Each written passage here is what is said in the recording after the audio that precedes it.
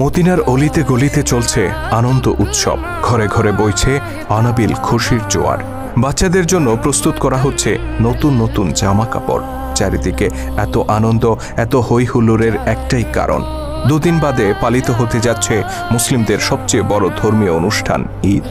মদিনার ঘরে ঘরে যখন ঈদের খুশি, তখন হযরত ওমর রাদিয়াল্লাহু তাআলা আনহুর ঘরে দেখা গেল বিষণ্ণতা। তার ঘরে না ছিল বাড়তি কোনো উৎসব আয়োজন, না ছিল নতুন জামা তৈরির হিড়িক।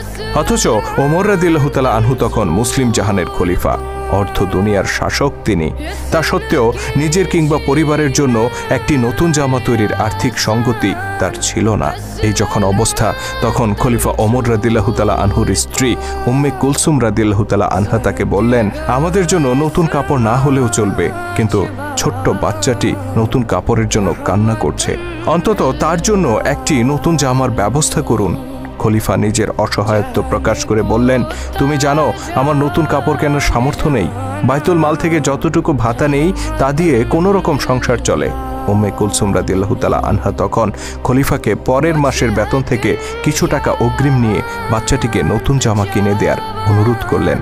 স্ত্রীর অনুরোধে খলিফা ওমর রাদিয়াল্লাহু তাআলা আনহু চিঠি লিখলেন রাসূল সাল্লাল্লাহু আলাইহি সাল্লামের আরেক প্রিয় সাহাবী আবু ওবাইদা রাদিয়াল্লাহু তাআলা আনহুর কাছে। আবু ওবাইদা তখন রাষ্ট্রীয় কোষাগার বাইতুল মালের দেখাশোনা করতেন।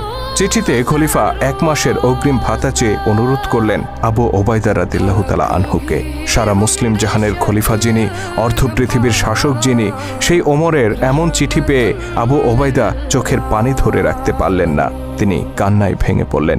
তবে তিনি নিজের এই আবেগকে নিয়ন্ত্রণ করলেন। চিঠি বাহকের হাতে অগ্রিম বেতন না দিয়ে তিনি বরং আরেকটি চিঠি ধরিয়ে দিলেন। সেই চিঠি যখন হাতে পৌঁছল, খলিফা ওমর রাদিয়াল্লাহু তাআলা আনহু তা পড়তে শুরু করলেন। আমিরুল মুমিনিন, অগ্রিম বেতন বরাদ্দের জন্য দুটি বিষয়ে আপনাকে ফয়সালা দিতে হবে। প্রথমত, আগামী মাস পর্যন্ত আপনি বেঁচে থাকবেন কিনা। দ্বিতীয়ত, বেঁচে থাকলেও আপনি খলিফার দায়িত্বে বহাল থাকবেন কিনা। হযরত আবু ওবাইদা রাদিয়াল্লাহু তাআলা আনহুর এই চিঠি পাঠ করে হযরত ওমর রাদিয়াল্লাহু তাআলা আনহু অঝরে কাঁদতে শুরু করলেন। তিনি উপলব্ধি করলেন তিনি একা নন, বরং এই উম্মাহকে ন্যায়ের শাসন উপহার দেওয়ার জন্য আবু ওবাইদার মতো বহু বিশ্বস্ত সাহাবী আজও বেঁচে আছেন। ইনি সেই আবু ওবাইদা যার সম্পর্কে স্বয়ং আল্লাহর নবী বলেছিলেন, প্রত্যেক জাতির একজন বিশ্বস্ত অভিভাবক আছেন, আমার উম্মতের বিশ্বস্ত অভিভাবক হচ্ছে আবু ওবাইদা ইবনুল জাররাহ। চিঠি পড়ে খলিফা ওমর রাদিয়াল্লাহু তাআলা আনহু 2 হাত তুলে আবু ওবাইদার জন্য দোয়া করে বললেন, ইয়া আল্লাহ, আবু ওবাইদার উপর রহম করুন, তার হায়াত দীর্ঘায়িত করুন। অতঃপর তিনি নিজের সন্তানের কাছে গিয়ে বললেন, আমি মুসলিমদের খলিফা, এ কথা সত্য, কিন্তু আমি তো রাষ্ট্রীয় সম্পদের মালিক নই, সকল সম্পদের মালিক সাধারণ মানুষ। শিশুটি পিতার আর্থিক অসচ্ছলতাকে মেনে নিল আর নতুন জামা পাওয়ার ইচ্ছা পরিহার করল।